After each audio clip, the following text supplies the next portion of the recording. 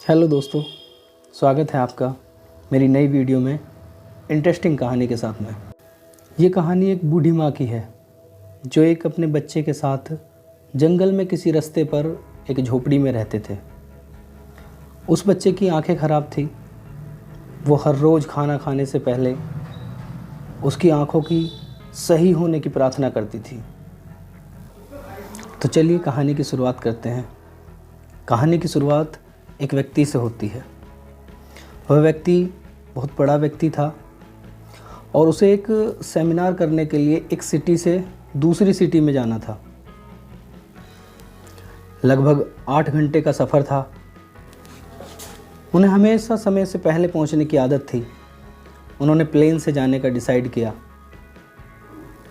उन्होंने सोचा 2 घंटे में प्लेन का सफ़र हो जाएगा और बाकी बचे कुछ समय में मैं लोगों से जान पहचान करूंगा। उसके बाद वो समय पर एयरपोर्ट पहुंचे और कुछ ही देर में उनकी फ़्लाइट थी और अपने समय पर वो वहाँ से फ़्लाइट में निकल गए। प्लेन के कुछ ही देर चलने के बाद में पायलट को एहसास हुआ कि प्लेन में कुछ खराबी है और उसको इमरजेंसी लैंडिंग करनी पड़ी। इसके बाद उस व्यक्ति ने समय देखा। उसे लगा अभी तो काफ़ी समय बचा हुआ है, मैं बाय रोड जा सकता हूँ। उसने बाय रोड जाने का फ़ैसला किया। तभी बादल गरजने लगे और बारिश होने लगी। उस व्यक्ति ने सभी टैक्सी वालों से वहाँ जाने के बारे में पूछा तो सबने मौसम ख़राब को देखते हुए, बारिश को देखते हुए वहाँ जाने से मना कर दिया। कहा सर लंबा रास्ता है और मौसम भी ख़राब है तो हम नहीं जा पाएंगे। उस व्यक्ति की काफ़ी जान पहचान थी तो उस व्यक्ति ने फ़ोन मिलाया और वहीं पर गाड़ी की व्यवस्था कर ली और ख़ुद से ड्राइव करके जाने का फ़ैसला किया और ख़ुद ड्राइव करते हुए वहाँ से निकल गया। कुछ घंटे चलने के बाद ही वह देखते हैं कि रास्ते में हाईवे पर एक बहुत बड़ा पेड़ टूटकर गिरा हुआ है और रास्ता बंद है। तभी वे पास में देखते हैं किसी चाय वाले को। उससे पूछते हैं कि क्या आगे जाने का कोई और रास्ता है।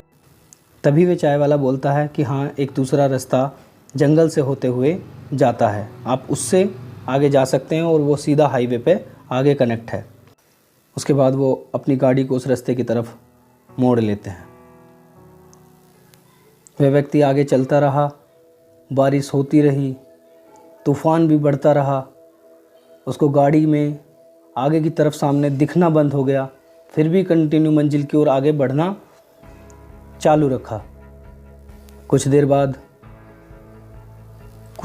तूफ़ान इतना ज़्यादा बढ़ गया कि कुछ ना दिखने के कारण उनकी गाड़ी हाईवे से उतरकर जंगल की तरफ बढ़ने लगी और जैसे ही सामने साफ़ हुआ तो पता लगा गाड़ी पेड़ से जा टकराई। वह व्यक्ति बेहोश हो गया। ये वही रास्ता था जिस रास्ते पर वो बूढ़ी औरत और उसका बच्चा रहते थे।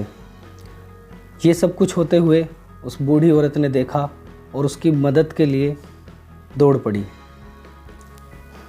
पास आकर उस बूढ़ी औरत ने उस व्यक्ति से पूछा कि आप ठीक हो? उसने जवाब दिया, हाँ मैं ठीक हूँ, थोड़ी सी चोट है। वह कहने लगी उससे कि आप मेरे पास चलें, यहीं मेरे पास में मेरा घर है और आप मेरे साथ चलें। वह उस औरत के साथ चलने के लिए तैयार हो जाता है, गाड़ी से निकलता है और उसके घर की ओर बढ़ जाता है। घर पहुंचने पर वह बूढ़ी औरत उसे पानी ला कर देती है। वह पानी पीता है और रिलैक्स महसूस करता है। वह उससे कहती है, आप थक गए होंगे, लगता है काफ़ी लंबा सफ़र करके आ रहे हो, और आप ऐसे करो, आप यहीं पर आराम कर लो, तब तक ये तूफ़ान थम नहीं जाता, आप यहीं रह सकते हो, उसके बाद आप चले जाना, मैं आपके लिए खाना लगा देती हूँ। वह बूढ़ी औरत उस व्यक्ति के लिए खाना लगाती है और फिर उससे बोलती है कि मैं हर रोज़ खाना खाने से पहले अपने बच्चे के लिए प्रार्थना करती हूँ, तो आप भी मेरे साथ मेरे बच्चे के लिए प्रार्थना कीजिए। तभी वह पूछता है, क्या हुआ है इसे? और बूढ़ी औरत ने बताया कि इसको दिखाई नहीं देता, इसकी आंखें ख़राब हैं। वह व्यक्ति कहता है, आपने किसी डॉक्टर को नहीं दिखाया? बूढ़ी औरत ने कहा कि कई बार कई लोगों को दिखाया है, सब लोग यही बोलते हैं कि एक शहर में कोई बड़ा डॉक्टर है, वो ही सिर्फ इसका इलाज कर सकता है, लेकिन मैं इतने पैसे कहाँ से दूँ? मैं तो दे ही नहीं सकती, मेरे पास पैसे ही नहीं है। लेकिन मैं हर रोज़ इसकी आंखें सही होने के लिए प्रार्थना ज़रूर करती हूँ। तो जब उस व्यक्ति ने उससे पूछा कि वो डॉक्टर कौन है, जब उस बूढ़ी महिला ने उस डॉक्टर का नाम लिया तो उसका दिमाग सन रह गया। वो व्यक्ति मन ही मन सोचने लगा कि उसके साथ ये सब कुछ जो भी हुआ है वो क्यों हुआ है, किस लिए हुआ है, वो सब कुछ उसके दिमाग में घूमने लगा।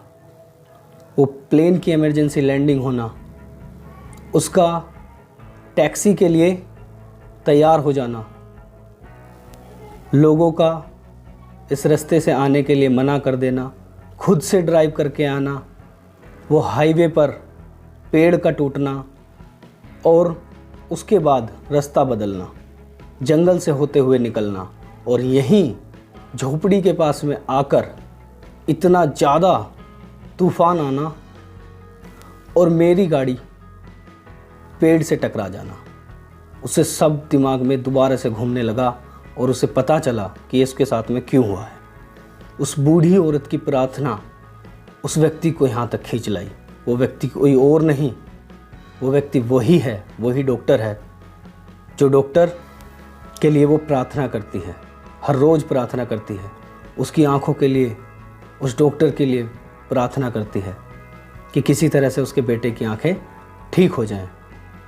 कुछ और नहीं, उसकी प्रार्थना ही उसको वहाँ तक खींच लाई है। मन ही मन सोचने के बाद में वह डॉक्टर उस बूढ़ी महिला से कहता है कि वह कोई और नहीं, वह व्यक्ति कोई और नहीं, मैं खुद हूँ, मैं ही वो डॉक्टर हूँ जिसके लिए आप प्रार्थना करती हो, हर दिन प्रार्थना करती हो। मैं आज आपने मेरा जीवन बचाया है और आपकी प्रार्थना की बदौलत ही मैं आज यहाँ तक आप आया हूँ। तो मैं आपसे प्रॉमिस करता हूँ कि मैं आपके बेटे का इलाज करूँगा और मैं आपसे कोई भी फीस नहीं लूँगा। ये सब सुनकर वो बूढ़ी महिला आसमान की तरफ देखने लगती है और ईश्वर का धन्यवाद करने लगती है। उसे एहसास होता है, वो कहती है कि हे ईश्वर, तेरा लाख लाख धन्यवाद, तूने मेरी प्रार्थना स्वीकार की और इस डॉक्टर को यहाँ तक पहुँचाया। वो तहे दिल से ईश्वर का धन्यवाद करती है। तो इस कहानी से हम लोगों ने क्या सीखा, वो आप लोग मुझे कमेंट में बताएंगे। प्रार्थना में कितनी शक्ति होती है वो हमें इस कहानी के माध्यम से पता चला। आप लोग इस कहानी से क्या सीखे वो मुझे कमेंट बॉक्स में बताएं। मिलते हैं नेक्स्ट वीडियो में, तब तक के लिए बाय बाय, टेक केयर।